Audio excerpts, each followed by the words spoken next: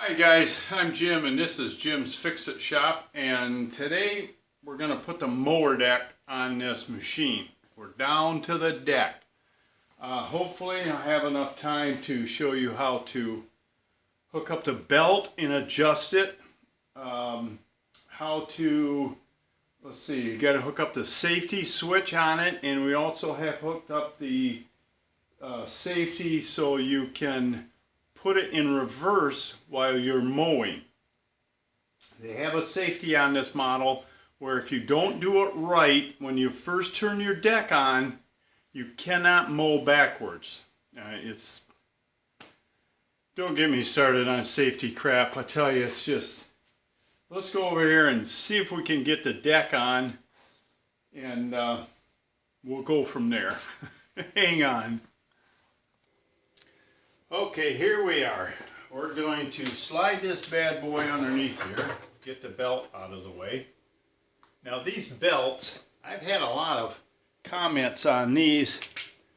These belts are what you call a double V. They've got a V on the top and they got a V on the bottom. Why Snapper uses those, I have no idea.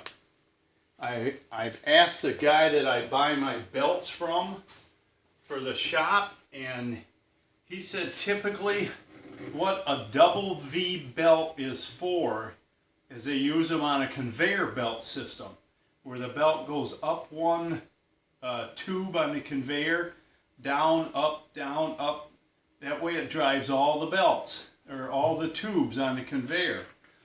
But he says why they would have one of them on a lawnmower, he said, I can't tell you.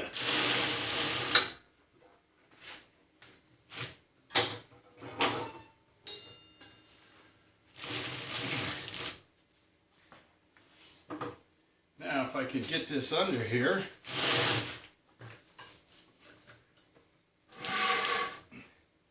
Now this was hung in the top hole. There's two holes underneath here for the mower deck to hang on, and you can adjust the height that way. But they're only, well, I'm not sure. They're not very far apart. They're about 3/4 of an inch apart, so I don't see where it's going to help you much trying to move that. This one was in the top hole, so that's where we're going to try to get it back into. This could be a handful.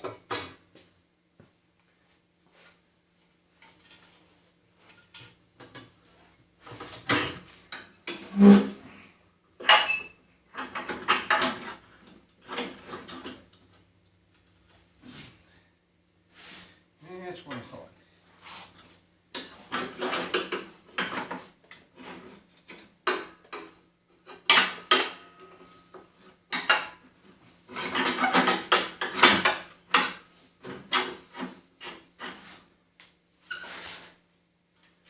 Things are not light.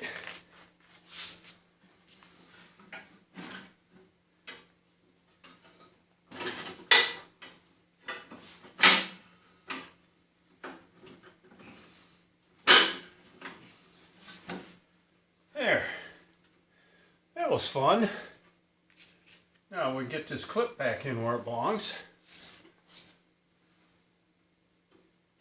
Sometimes you can snap them on by hand.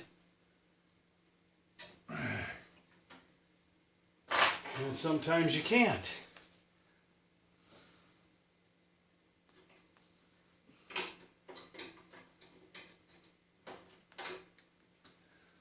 Sorry if I'm in your way, but really not much to see.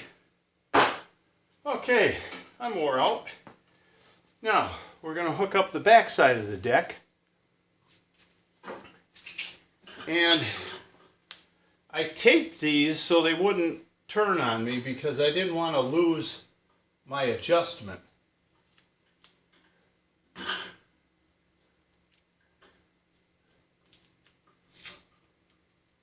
These are a little bit easier to do than mine. They just got a little hairpin that holds them in.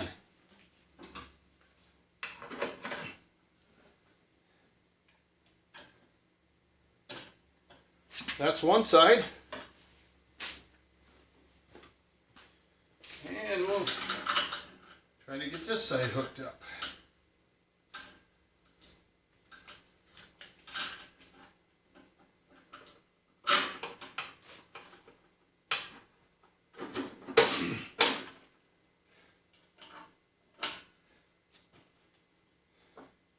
Voila!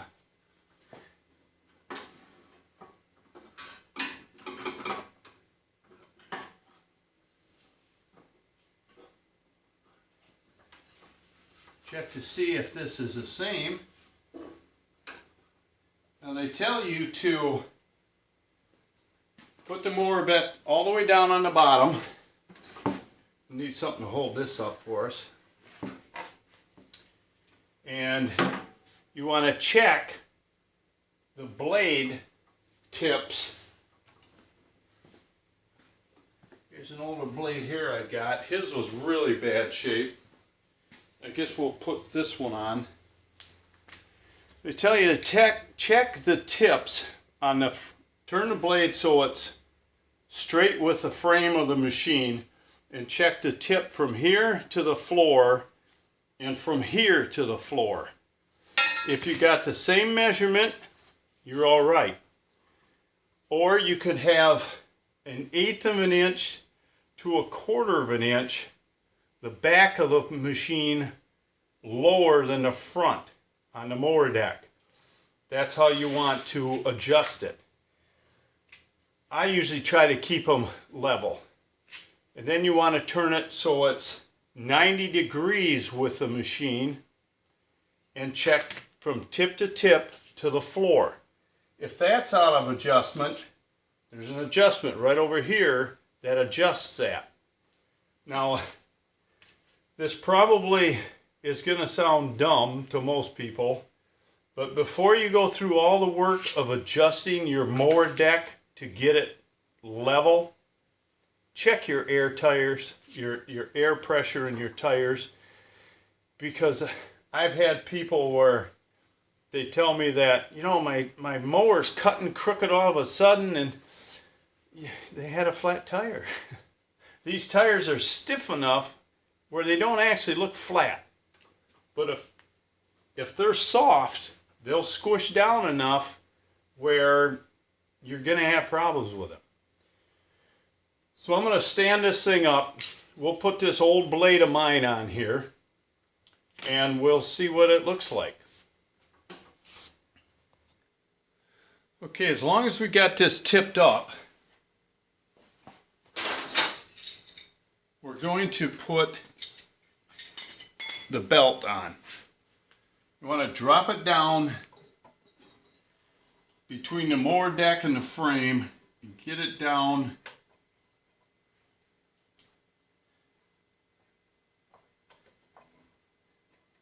by the drive disc.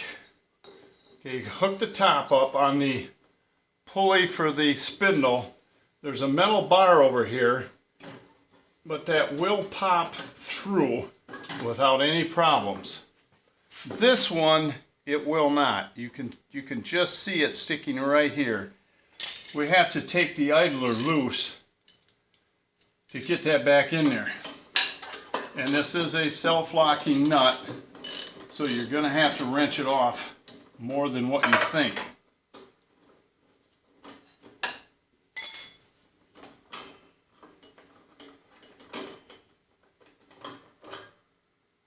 Now, you want to put the back side of the belt in this groove and slip it back on there.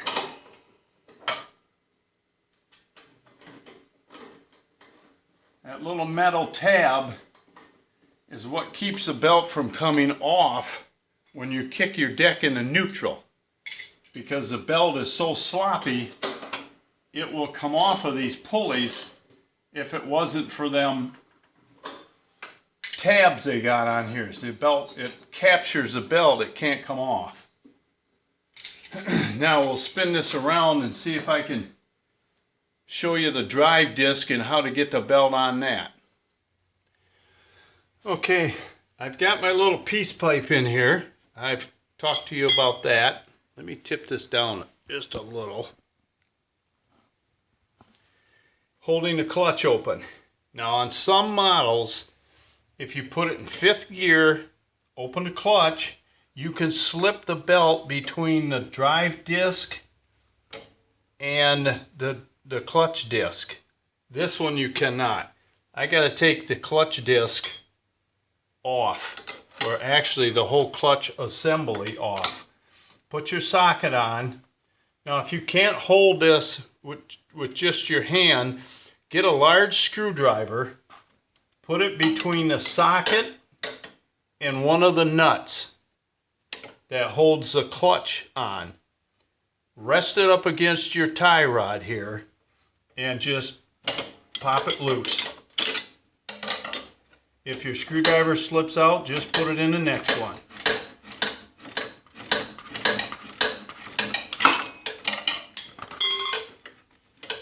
Now this is a self-locking nut again, so it's going to come off hard.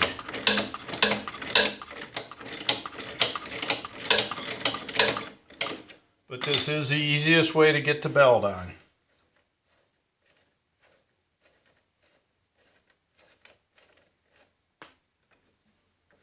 Take your whole clutch hub assembly off. Make sure you don't lose your little Woodruff key, and then you can get your belt on. Pull that belt around.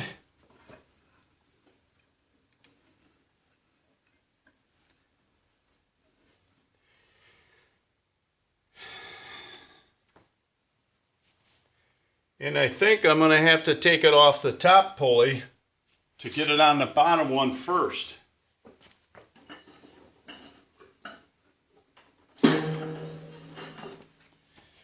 Because this one's a larger diameter. And it should slip right in there. Now we'll put it back on the top pulley.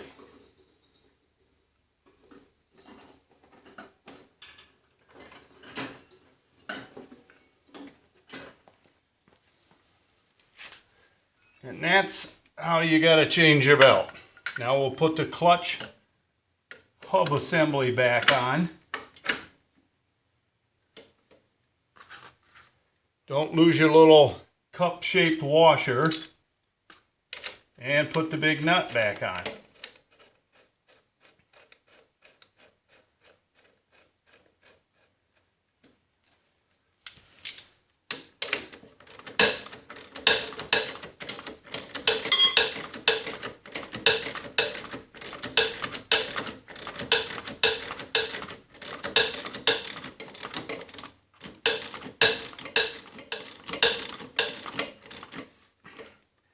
And do the same thing to hold this while you tighten it up.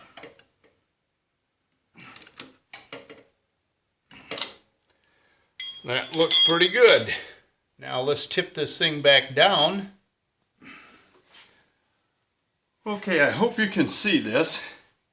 To adjust the belt to get it as tight as they recommend, his book says 1.25 inches to 1 inch. No less than 1 inch. So you want to shift your mower deck in gear, step down, just hold the pedal down with your hand and measure the closest 2 points on this belt. And I've got about 1.16 inches. So I'm right in that range that they're calling for. So that's good enough. Now, let's hook up the safety switch. And, well, we have two actually. We have a mechanical safety and electrical safety. Let's work on those. Okay, I put a big light up here. I hope it's not too bright. First thing we're going to do is hook up the electrical safety on the mower deck. And what they've got is in this compartment, there's a hole in the bottom that you stick this wire through.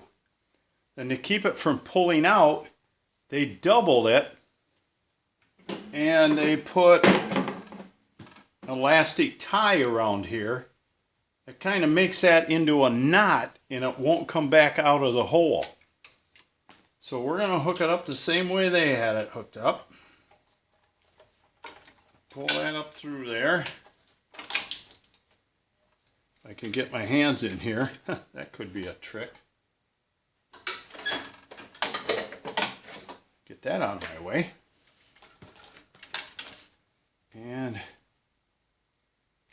we'll put that around the wire. Maybe. Where's that granddaughter of mine? Them little hands. She's always helping Grandpa do something.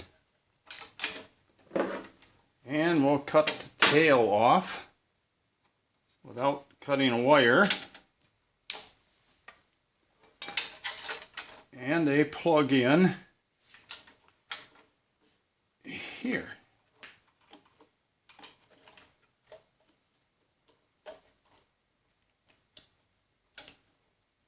That's the electrical safety. Now the mechanical one.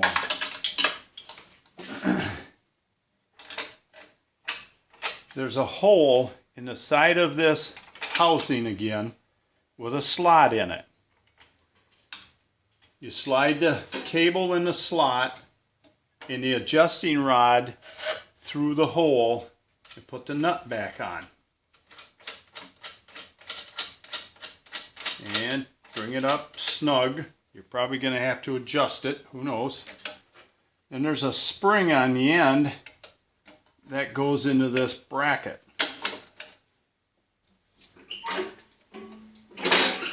Now, maybe I can hold this and show you what this is doing as I push on the pedal. I'm pushing on these pedals that you hold down to keep the mower deck engaged. And what that is activating, I don't know if I can't see what you're seeing now, is this lever right here. And what that's doing is it's pulling itself in the way, so when you go to shift into reverse, when the mower deck is running, because you got the pedal held down up here, I'm holding it down with my knee, it will not go into reverse. But before you push the pedal down, if you push down on this little silver paddle sticking up, that blocks it. And as long as you hold these pedals down and keep your mower deck engaged, you can shift that in reverse as much as you want. But as soon as you let up on this pedal, then you got to do that whole process over. You got to hold down on this, start your mower deck. My neighbor a few years ago had a mower similar to this that had this feature on it. Let me show you what he did to his. Alright, he's gone now. That was a friend of mine that I used to visit all the time. And I never got a chance to ask him, why do you have a C-clamp on your machine? I've always wanted to ask him, but I you know how you put things off. I never did. But that's the same as pushing this down when you push on this pedal for your mower deck. It keeps this lock out of the way. I gotta hit the clutch too, so you can shift in reverse whenever you want to. That's what he did to get around that annoying little switch. Should you do that? That's totally up to you. If you have younger kids that are driving this while other kids are out in the yard, I would say no. This is probably a good idea. If you're you and your wife and you don't have any kids around, I would probably put a clamp on that. But like I said, that's up to you. Alright, we got everything hooked up. We're going to throw this on here.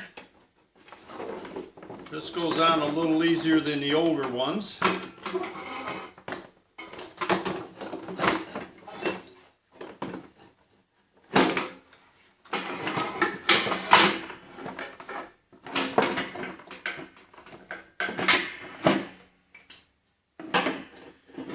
because they put a split in the front instead of leaving them one piece like mine is.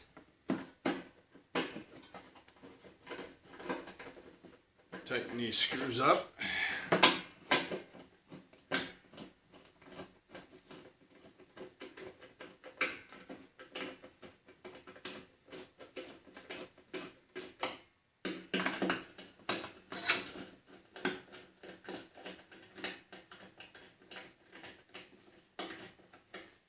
And that's it. We got everything hooked up on this. What I got left to do is fill the engine with oil and make sure it runs, and I can get this back over to my boss. I just have to check with him and see what oil he wants to put in this.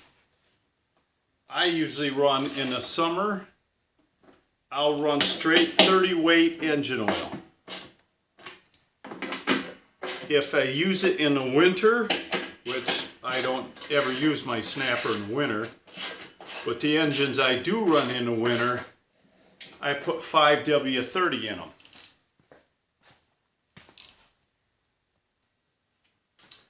Okay, that's about it. This bad boy is done. I don't know how many weeks I've been working on this. Typically, if I'm not shooting a video on repairing somebody's machine, going through it as I did on this, it would take me probably a week. Strip it down, clean it, get parts, as long as I could get the parts within 2 to 3 days, like they say. As I'm waiting for parts, I'm cleaning everything. The parts come in, I put it back together, and it's out of here. But this has been an extremely nice opportunity for me to be able to work on this. He kind of went out of his way to let me use it, and now all we got to do is figure out how much to charge the old boy. I don't know. I've been having a lot of comments on my shirt. This is actually a Owens Corning insulation shirt, and it's got little writing on the back. It says undesirables. Yeah, don't that remind you of something on YouTube? And under that it says, let me show you how to kick them out of your house. So it should be show you how to kick them off your channel. You got the little blue loudmouth guy that's always yabbering and telling you how to do stuff. You got the little green guy with envy that never says anything, and that's more dangerous than the little blue guy. Well, then you got the redhead there that's always on fire and never knows what he should or shouldn't say. But that's the undesirables. I kind of like that shirt. Maybe I ought to have them put on my Jim's Fix-It Shop shirt. But that's it, guys. If you got any questions, comments, put them in the box below. I'll get a hold of the boss when I'm done videoing this. Find out what kind of oil he wants in it. We'll fill it up with oil, and hey, we might as well start it online. See if we got all these stupid safety switches hooked up right. So until next time, well, don't forget to subscribe. This isn't the end of Jim's Fix-It Shop. We got a lot more videos coming up on repairing things from your questions. A lot of your questions I just can't answer in an email. Especially the one I just put on last night about fixing a kingpin hole in your front structure. That'd been a little hard to explain on an email to this guy. It's a whole lot easier to show him, and besides, maybe I can help a dozen people with this problem. I already got one email from a guy saying thank you for that video. I took my front end apart and I found out all my bushings were wore out. And he says they're $1.65 a piece. I've ordered all new ones, and he says you've saved me a lot of expense and a lot of work by letting me know that there's bushings in there that wear out. A lot of people just don't know it. So we're going to keep doing videos like this. So if you've got an issue with your snapper, send it to me. Let me know. And chances are we're going to do a video on it. So until next time, work safe, have fun, and don't ever tear your boss's lawnmower apart. We'll see you later.